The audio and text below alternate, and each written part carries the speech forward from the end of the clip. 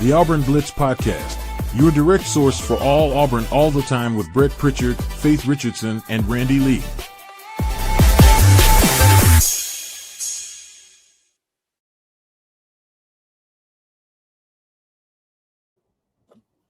What's up, everybody? Welcome into the Auburn Blitz Podcast here on this Monday morning. We are glad that you are joining us wherever and whenever it is that you join us here on the Auburn Blitz and making Auburn Blitz part of your daily Auburn athletic intake. Brett and Faith here with you to get your week started.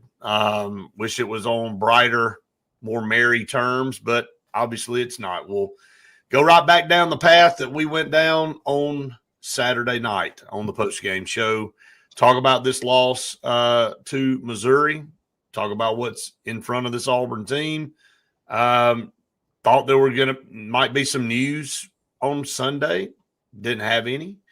We got our email, Faith, from Auburn Athletics. Business as usual. I'm going to stop expecting things at this point. Seriously. Oh, man. Yeah, I mean, this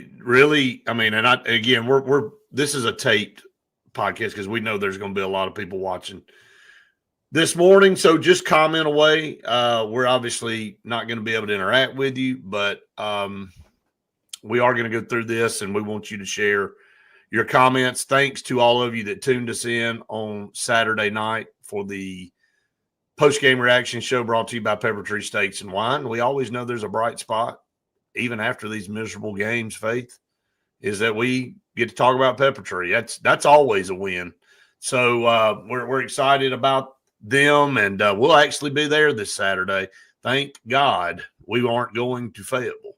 Something I'm looking forward to, because I tell you what, the thought of you and I going from Friday driving our long day on Friday driving up to Fayetteville wasn't going to happen. If we were undefeated, we may have figured it out. But I just, even then, it was going to be rough. So, just schedule not going to permit. Plus, Auburn, I told you, I said we'd evaluate that as we got in the season. And, of course, here we are. Didn't think it was going to be Oklahoma. I made the call that we weren't going. Correct. And I didn't argue. So, but it worked out. Say, look, things work out for a reason. We get to go to Pepper Tree Steaks and Wine for the postgame and actually be there. So I've already been given instructions and orders to bring back food for that evening. So, oh, genius. Good call, Bryn. Yep. So get to bring back food and we'll make the best of it, right? Depending on, regardless of how the game goes. So I think we already kind of have an idea, although Auburn opens a 1.5 point favorite. Now, I still continue to think we are in some kind of twilight zone. Now, will the line stay there? No, it will not. But for them to open 1.5 on the road, what in the world? Why do we keep coming back for more? We are truly the fan base that gets the carrot dangled in front of us, and the media group that gets the carrot dangled in front of us to come back and just take one more, right? One more kick to the, you know what, like, oh, here it is. Kind of like that flag Saturday night by the side judge on the pass interference that clearly he threw the flag for a reason. He saw it. And he signaled, and then all of a sudden they go, there is no foul for defensive pass interference. Like, what happened? So, it's kind of like just like the ultimate tease. But, hey, I will say this, and we're going to talk about why this team is so historically bad. This is historically bad. We've been talking about the run Auburn football has been on, and it just continues to get worse. The stats that we read and the things that come out every day just are baffling. And you and I talked about it on Saturday night. We're going to talk about it again here, but even more stuff has come out, stats for Hugh Freeze since he's been at Auburn. And to me, it's, again, we haven't seen a run like this in this program's history. It's just completely and totally amazing that the first one will start off. Hugh Freeze has started off 0-4 in SEC play all 3 years at Auburn.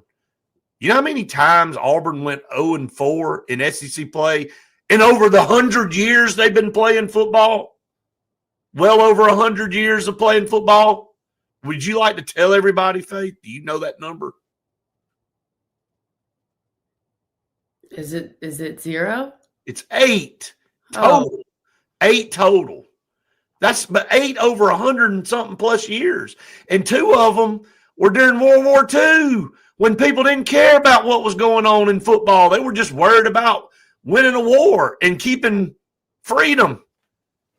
And that was 2 of Auburn's seasons where they went 0-4 in SEC, or started 0-4 in SEC play. Oh. I tweeted that out. Yeah, I'm just seeing where I tweeted a bunch of junk out, unfortunately. That is one. And then there's some others. Again, when I say, I'm not throwing this term around loosely. When I say historically bad, it's historically bad. And let me look at this real quick. Yes, I want to make sure you have this. And I think you already have it, and you and I talked about it already. But I want to in a row is just so crazy. What's so crazy? No, I mean just it being 2023, 2024, 2025. Yeah. In a row is absolutely crazy. So again, I'm not throwing that term around loosely, and I'm not saying that because Auburn's in a funk. It is truly historically a bad, a once in a lifetime bad run, maybe ever in program history. Now, I'm going to let you talk about the next one because this is eye-opening. And I'm so mad at myself that I didn't ask this on Saturday night.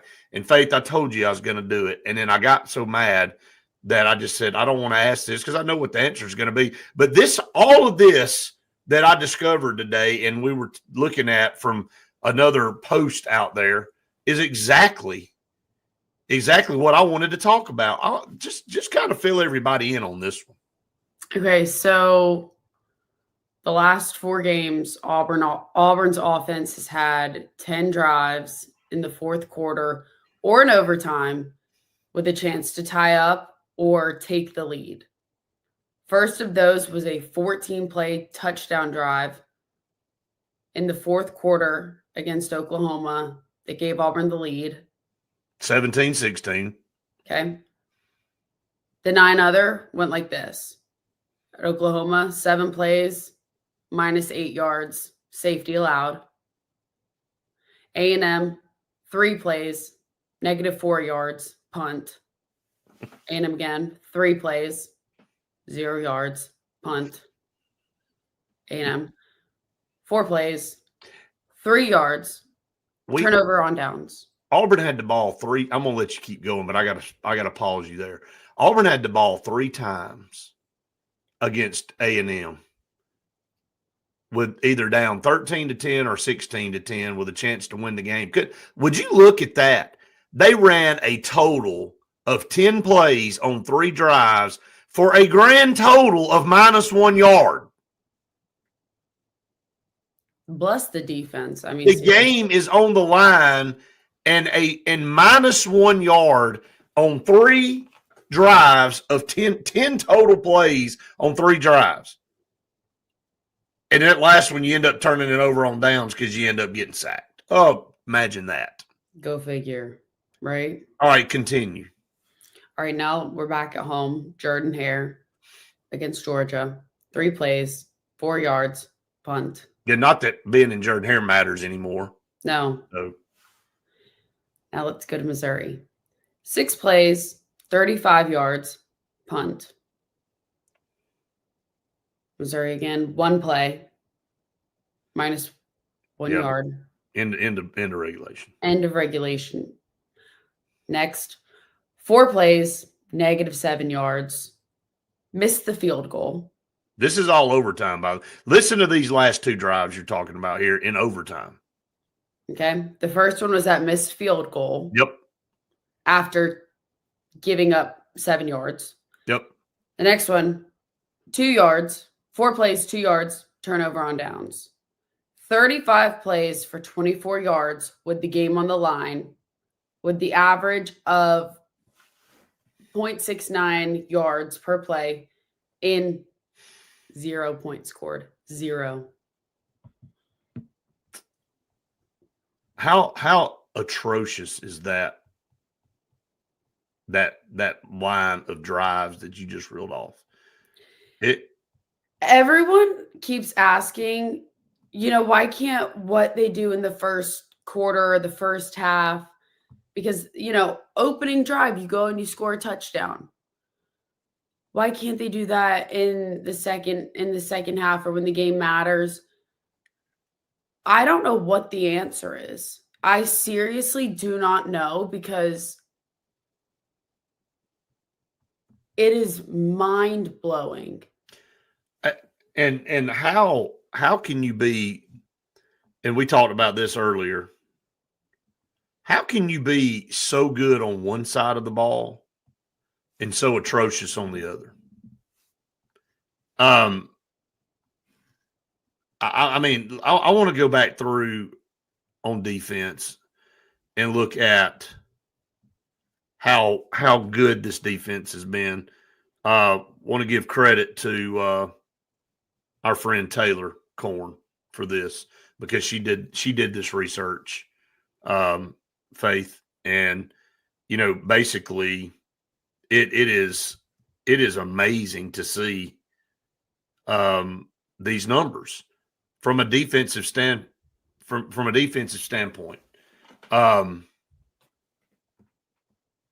Look at the average that all of our opponents have had scoring on the season. Baylor, 23. Auburn has held the defense, or Auburn's defense has held all the offenses to 23 points. And somebody commented that last night, or 24 or less. Every opponent. Yeah. Every opponent. This is what Auburn's given up this season. 24, 3, 15, 24, 16, and 20. If you didn't see the other side and you said, hey, through 6 football games, and then, of course, Missouri, you add Missouri in there, Auburn held them to 23, and Missouri was averaging 41.7. Auburn, you would think, well, man, they probably undefeated, or maybe one loss at the worst. They're and through 7 games. So you're going, hey, I'm going to say the worst case scenario with those kind of defensive numbers, your team's 5-2. The best case, you'd be 7-0, because your defense has played well enough to win all of them, holding them well below their season average. And you're now 3-4. You won the first 3, but since you entered SEC play, you ain't peed a drop, for lack of better terms. I mean, I just, that is, again, historically bad. Historically bad. And also, while we're talking about all this, are we keeping up with all these bad stats? Hugh Freeze now has a losing record at home as a head football coach, one of only 3 in school history. One of the other ones was the one that he just took over the job for, Brian Harsin. We have had, can I go back to the Mount Rushmore? Can we add another head on the Mount Rushmore of bad coaches at Auburn? Tony Barbee, horrible, horrendous. Like, at times didn't know if he even knew what basketball was. He was such a bad coach. Sonny Galloway, horrendous. Or a even worse person than he was coach. Oklahoma just celebrated, through a parade that the guy left. Then you had Brian Harsin, who was the worst hire in Auburn history football-wise until now, which you would, if you'd have told me that Hugh Freeze would have ended up being in a worse position than what Brian Harsin was, Faith, I'd have said, there ain't no way. There's no way that happens. Gene Chizik was there on Saturday, and all I could think when I kind of put it together, he was there, what was going on the field, what was he thinking about how everything was playing out? I don't know what's going through his mind. I mean, he experienced his own turmoil at Auburn. He did. That's another thing. He lost the program. It's amazing how these coaches have ended their careers at Auburn. I mean, it really breaks people. Or they come there to just get a buyout and go home and have generational wealth. You think about Jake Thornton and his record. We went over that, or how well he was doing at places before coming to Auburn. And then now, since he's been at Auburn a few years. I mean, all of these stats, like if you had one of these that we've talked about, you would be like, oh man, this is bad. And okay. But you stack all of this that we've just been talking about for the first 17 minutes of this podcast this morning, it is eye-opening how horrendous this stretch has been, dating back through Brian Harsin's era. Freeze is 9-10 now as a head coach inside Jordan-Hare Stadium. Brian Harsin was 6-7. And Earl Brown, again, back in 48 through 50, 1-3-1. Now, I know World War II was before that, but my point is that was back in a time where people were like, okay, there's more important things we're worried about than, what's going on a football field. They're coming out of a war and trying to get reacclimated and get their lives back on track. But the other two have no excuse. They've lived in two of the most, get everything you want, lifetimes that you can get. Like, you don't want for anything at Auburn University if you're Brian Harsin and Hugh Freeze from 21 to present. If you need something in your program, you get it. That question was asked Saturday night twice, by the way. What else do you need in this program to turn the corner? Because he kept saying, well, we're close and we're going to turn the corner. Well, what else do you need? And then Coach Freeze said, well, when it comes to boosters and facility, you don't want for anything here. So then what is it that's going to get you over the hump then? Because you said we're close. So what is it that you need to get you over the hump? Obviously nothing. He couldn't even come up with anything. He did say, well, we could be a little deeper in some positions, which I can get that. But this roster is completely and totally different now. Completely and totally different. And then we talk about it for 3 months. As heads rolled all day yesterday, coaches, Billy Napier Mississippi State somehow screwed that game totally away. Florida held on to win, and Florida said, I don't care what he did. He didn't win the game. Mississippi State lost the game. We're firing him anyway. Then Scott Strickland screwed the contract up and didn't negotiate the part about him getting another job, not having to pay the full buyout. Now he gets the full buyout regardless.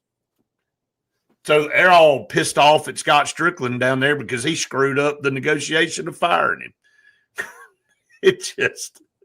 It just is one clown show after another. But Colorado State's coach got fired.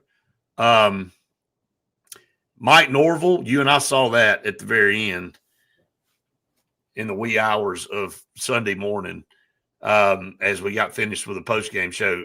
I don't know how he holds on to his job. But as I told you, leaving the field, that Tiger, that Missouri Tiger, is how I feel.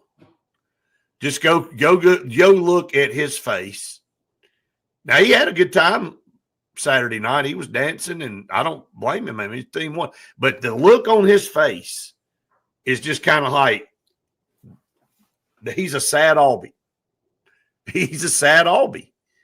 And it's like if Albie was walking around with a sad look, that's what I feel like. And now you've had 2 games in a row where the opposing head coach goes over and stands up on either a table or a pillar. And I mean, and then I sent you that about the overtime coin toss. Have you ever seen anything like that? Like, I wanted to punch the guy through the screen, but Auburn's captains just sat there and took that crap from that guy. Like, embarrassing, man. Like, no resolve, like, no fight. Like, you're on your logo on your home field, and this guy's over there chirping and just going crazy. Throw a 15-yard flag because I'm punching him in the face. He ain't sitting out there chirping. We may start on the 40-yard line for our possession in overtime, but he ain't going to stand out on our logo and chirp. He's getting punched in the face. Yeah, but I mean, does that just show the confidence in the offense if they're not willing to go and do that because they don't think the offense can start that far back? Well, it doesn't matter where they start. So that's what I'm saying. What does it matter if you start on the 40 or the 25? You probably ain't going to move the ball anyway. So, but I'm not going to let some punk from the other team sit out there on our logo and talk trash during the coin toss. I got a little bit more respect than that. So I don't know that there were a lot of people tweeting about that yesterday. I don't think they care anymore. Well, I mean, they care about stuff like that. That to me shows that you don't have a lot of fight in you when you let that guy and That's look. what I'm saying. I'm saying You said the players don't care. Okay. Yeah.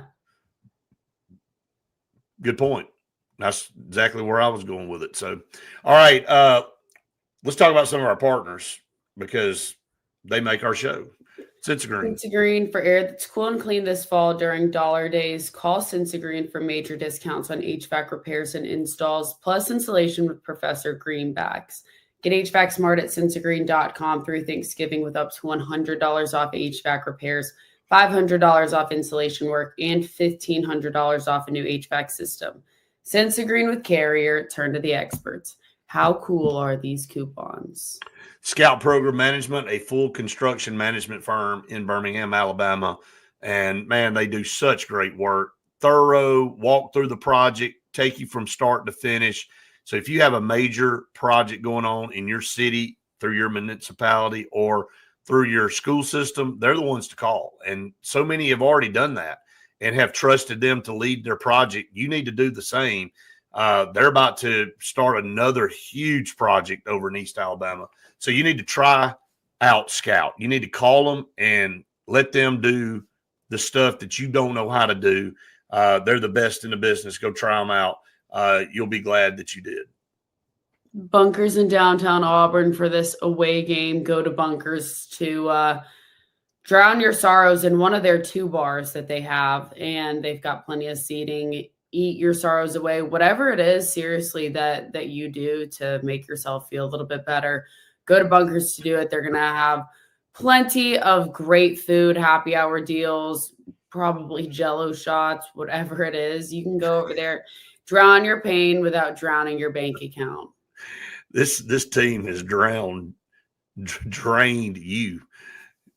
I'm going to start taking up drinking again.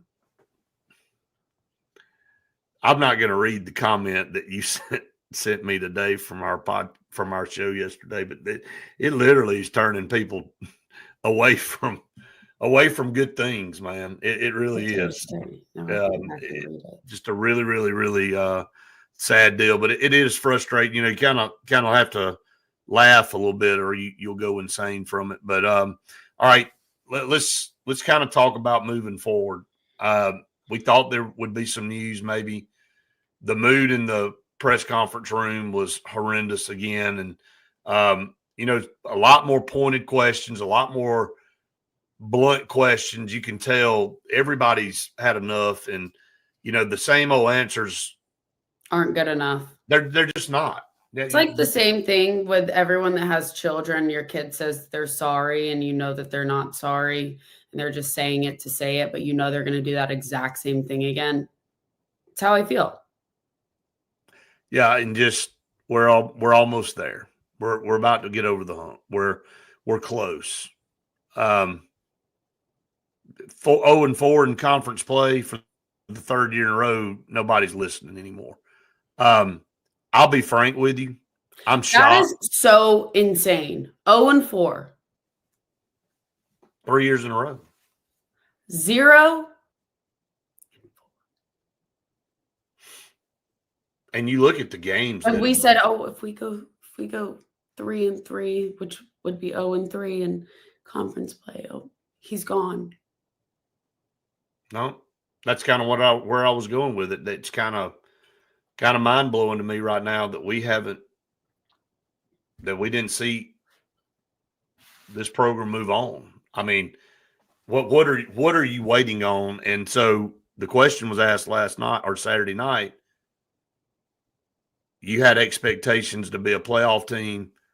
So what do you got to do? He said, win out.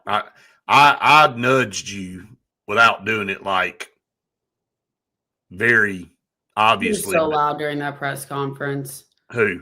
You. I was loud? Yeah. What did I say? I didn't say anything. I know you were either crinkling your paper or going.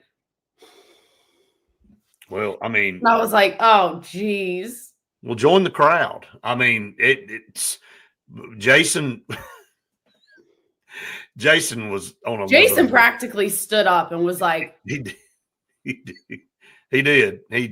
I think everybody was just had enough. But I mean, after he said that, I'm like, win out, really? Like, who in this room thinks you're going to win out? Yeah.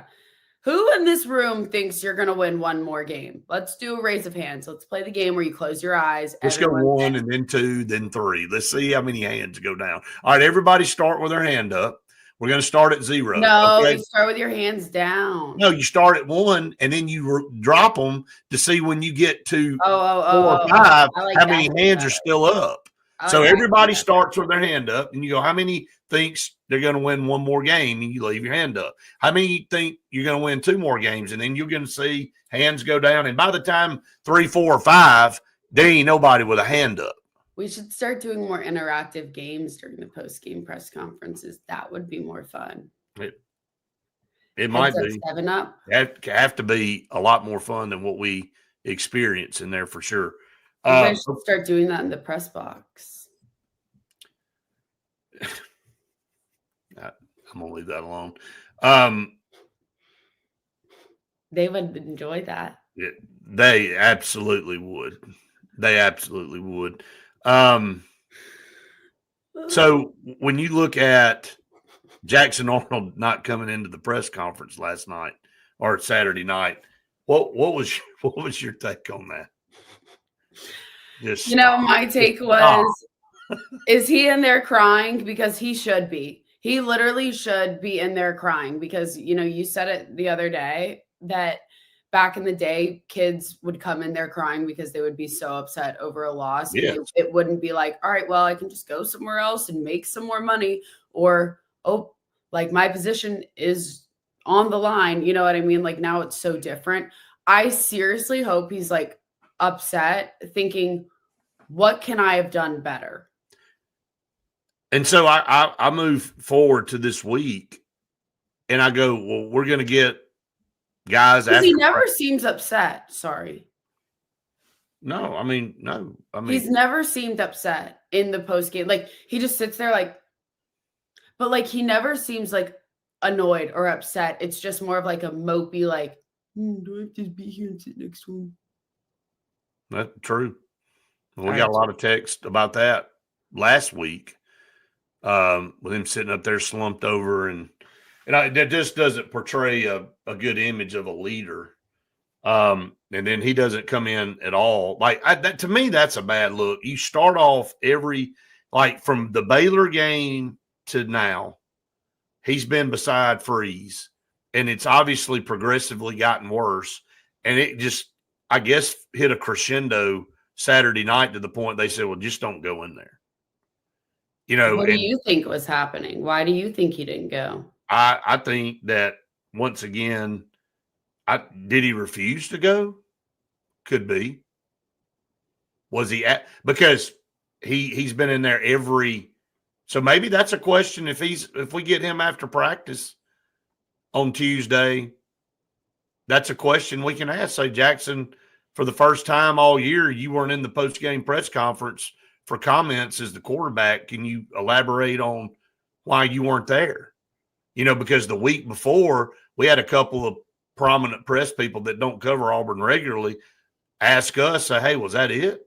Do we not get a chance to talk to Jackson? I said, well, you had your chance, because he was sitting up there with Coach Freeze, and he's like, well, I didn't know we could ask him any questions. We thought this was just Coach Freeze's time. I said, no, that's why he's up there. He's available for questions just like Freeze is at the same time. And when that part's over, they both get up and walk out. And he didn't come in this time. So it's a legit question. Why did you not come into the press room? I should have just pulled the trigger and done it. We both should have pulled the trigger. But we make a vow here right now, moving forward, we're going to ask our question, period.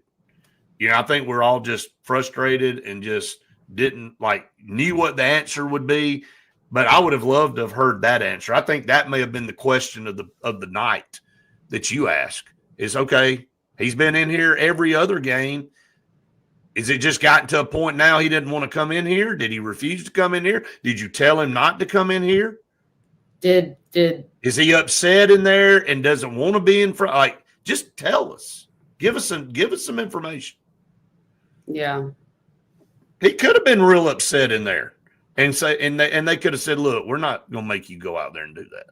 So if that's the case, I get it. Yeah, that's what I would hope. You would be upset and frustrated and really want to do better next time. I'm with you. So, but again, what do we expect out of practice Tuesday? What's that mood going to be? We talked about that going into this game, coming off the Georgia game. This is just more of the same. Now you got to go back on the road and play a very good Arkansas, or a lot better playing Arkansas. This ain't a very good Arkansas team. It's a very good offensive Arkansas team. This team under Bobby Petrino is scoring runs. Scoring points. I was looking at Major League Baseball when I was flipping up. I was looking at the Blue Jays game. They're scoring a lot of points offensively. And now they can't stop many people, but guess what? Auburn's offense doesn't have to. They stopped themselves. They stopped themselves. So, you don't think Arkansas is looking forward to this opportunity where the last couple of weeks they've really been able to put some points on the board, but came up a little bit short. They lost to Texas A&M. What happened to A&M's defense? This vaunted shutdown defense gave up 42 points to Arkansas. And then Arkansas scored 31 on Tennessee and lost by 3. Arkansas's lost the last 2 games by a field goal because their defense can't. But they lost 45-42 and 34-31. Auburn can't break 17. So based on this, why does Vegas open up Auburn at a 1.5-point favorite? Do they think Auburn's defense is going to go in there and completely shut them down? Now, they have everybody else. So whatever Arkansas's average is on the season scoring points, and they score a bunch, 52 against A&M, Alabama A&M, 56 against Arkansas State, 35 against Ole Miss. Ole Miss had to beat them 41-35. They lost 32-31 to Memphis. They scored 31 there. The worst point total they've had all year is Notre Dame. They scored 13. But then 31 against Tennessee and 45 or 42 against Texas A&M. This team's scoring points, man. So is there any thought process that they're not going to win this game 31 or 34-17 or 34-13 or something like that? Do you kind of have that feel? Yeah, I mean, does Arkansas's defense even need to go out there for Auburn to stop themselves from scoring more than 17 points? No. Because they can do it themselves. I think Auburn's offense games by themselves. Right. I think Auburn's offense could run out there in a skeleton drill with no defense on the field and struggle to score. I'm not kidding. Like, if they had to go out there and start from the 20-yard line and just move the ball down the field against air, they would struggle to score. I'm not being funny about it. Like, the accuracy of throwing and moving the ball or drop passes or whatever, look, and that's bad. Unbelievable. That's bad. That you can say that, hey, you're going even without a defense on the field, this offense would struggle. This is historically bad. Again, it's kind of what we're saying the whole way around, but the points that are being scored by this offense and how they're going about things, again, the first half, the first drive, the last two games, you go right down the field and score, and then the offense just goes completely in the crapper for the rest of the half. So, all right, Florida, no coach. They're in the market now. There's going to be a lot more teams in the market for a coach. I had text after text on Sunday going, when are we pulling the trigger? What's going on? I mean, it's clear as a bell that Florida is going to try to go after Lane Kiffin. I just opened up my phone, and that's what was on it, was Kiffin's intrigued. Oh, of course he is.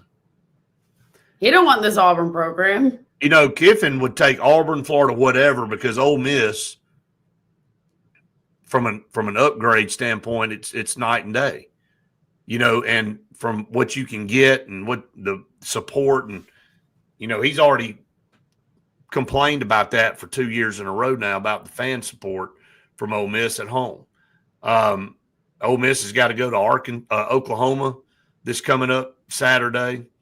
Oklahoma's a 4.5-point favorite over Ole Miss.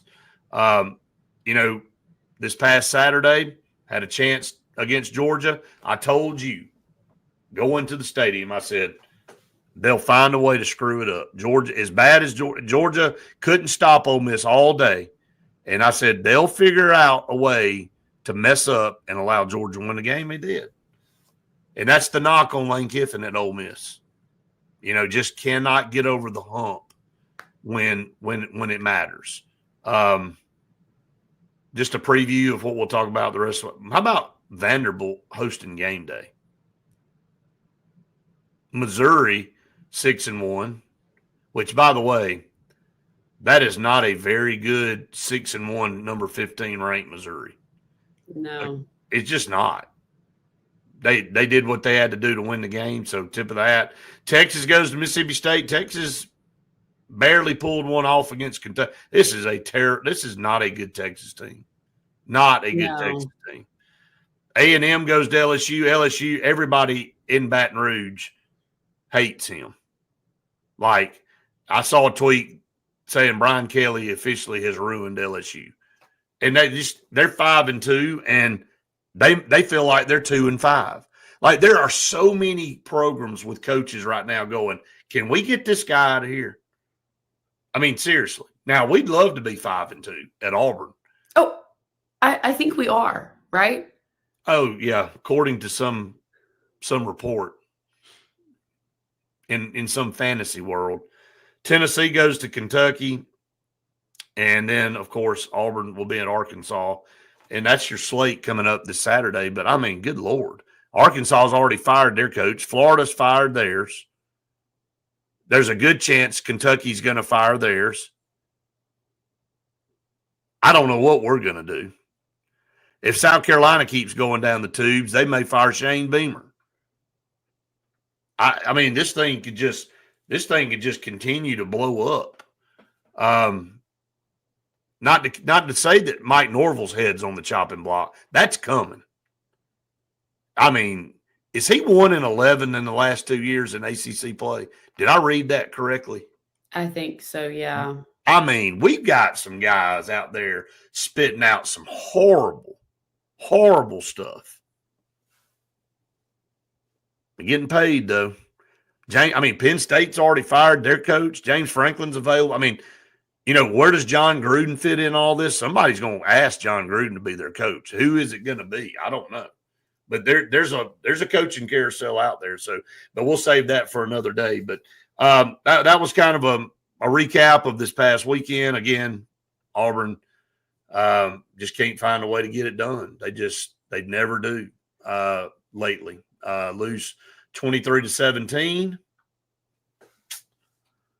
and you move on to a team that I think offensively is one of the better teams right now. And then when you look at their quarterback, I mean, this guy, he's already thrown for 1,900 yards on the season, 17 touchdowns. This guy slings it. I've always been impressed with Taylor Green. He's a big kid, 6'6", 225 pounds. It can run. He can obviously throw. Not scared to throw the football.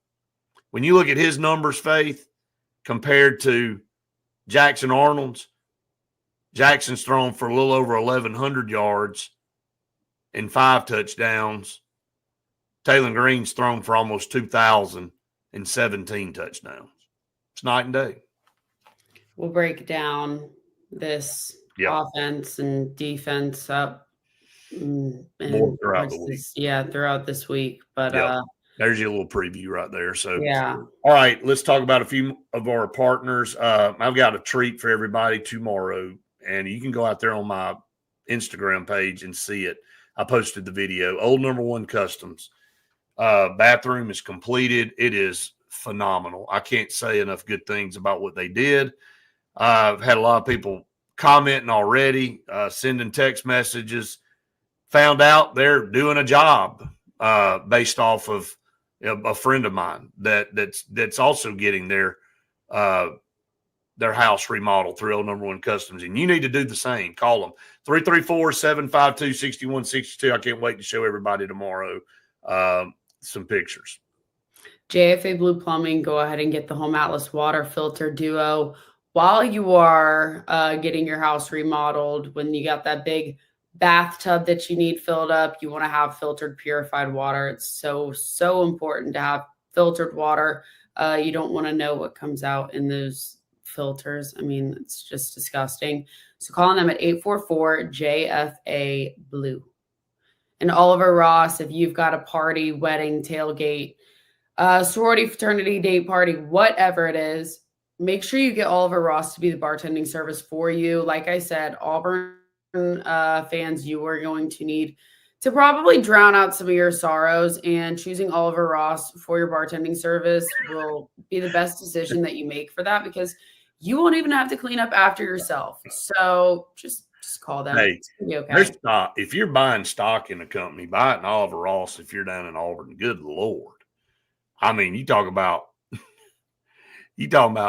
alcohol sales going through the roof. And then Russell Medical Center, to close it out, one of the top 3 hospitals here in the state of Alabama, partnered with UAB Medicine. Big-time healthcare in a small-town environment. Don't have to fight the traffic. Don't have to go through all the hullabaloo that you have to go through in the major cities. Check out Russell Medical Center. I'm telling you, the doctors, everything that you get is top-notch. So check them out in Alexander City. All right, Faith, we'll send everybody out. We got a busy morning ahead of us, another on-the-road show for high school. Man, it's coming down to the end here in high school football. Got a couple more weeks of the regular season, and it will be in playoff time. So it is getting down to serious business here with high school football. But I'll let you send us out. Hope everybody has the best day, best week ever. As always, and go be nice to people. Go do some good things. Remember, Auburn Blitz show at noon with Andy and Jim. Make sure you tune that in. Check them out. And then Faith and I will be back with you tomorrow for another edition of the Auburn Blitz podcast.